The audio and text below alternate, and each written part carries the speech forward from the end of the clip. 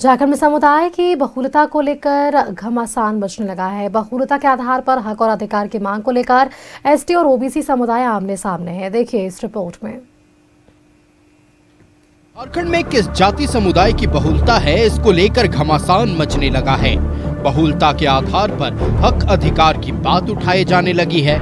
इस मुद्दे को लेकर यहाँ के आदिवासी और ओबीसी समुदाय आमने सामने नजर आ रहे हैं। ओबीसी एकता मंच का दावा है कि राज्य में ओबीसी समुदाय की आबादी 52 से 54% है। बावजूद इसके आबादी के अनुरूप कोई लाभ और सुविधा नहीं मिल रहा है। ऐसे में जिसकी जितनी आबादी उनको मिले उतनी हिस्सेदारी की मांग उठने लगी है।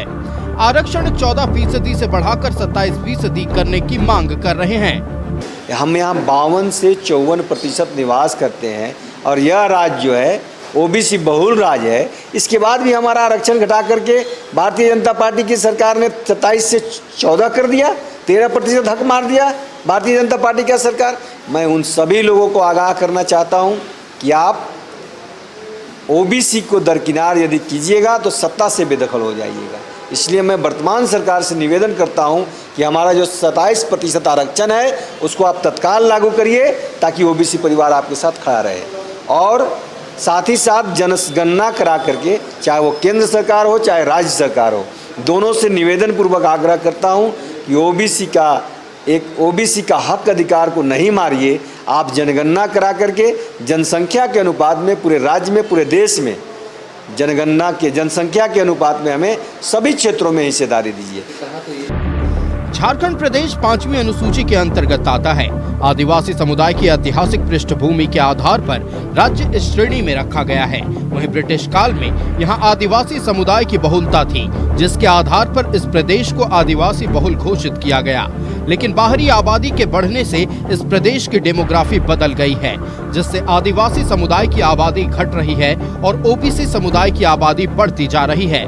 पूर्व मंत्री गीताश्री उरांव के मुताबिक इससे पहले भी आबादी का आंकड़े के आधार पर ओबीसी बहुल बताने की कोशिश की गई थी, जिसे उच्च न्यायालय भी नकार चुकी है। साजिश के तहत 5वीं अनुसूची को रीशेड्यूल करने और पेशा कानून को लागू नहीं होने देने की मंशा से इस तरह की बात की जाती है। रीशेड्यूल हो जाए, 5वीं अनुसूची का दर्जा हट जाए और पेशा कानून का जो है वो भी यहाँ पर लागू ना हो सके, इसके पीछे की मंशा यही है और कुछ नहीं है इसके अलावा। तो हम लोग इस सब बातों को समझ रहे हैं। ये बातें पहले भी आई थी, हमने इसको जो कोर्ट में खारिज भी करवाया है। 2013 की बात है ये।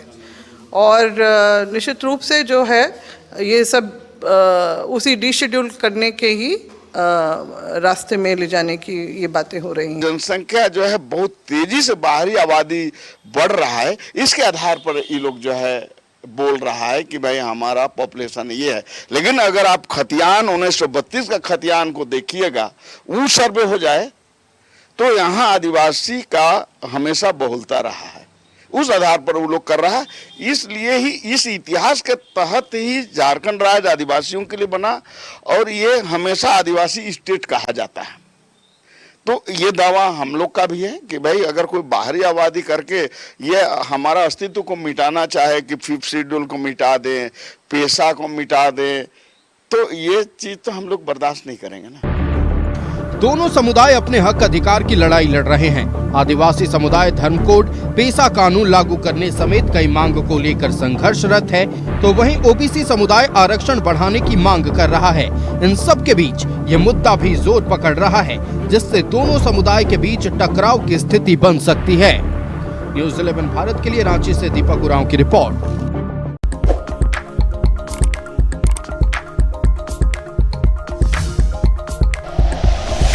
Like and share videos, subscribe करें हमारा चैनल और प्रेस करें बेल आइकॉन। न्यूज़ 11 भारत, सच है तो दिखेगा।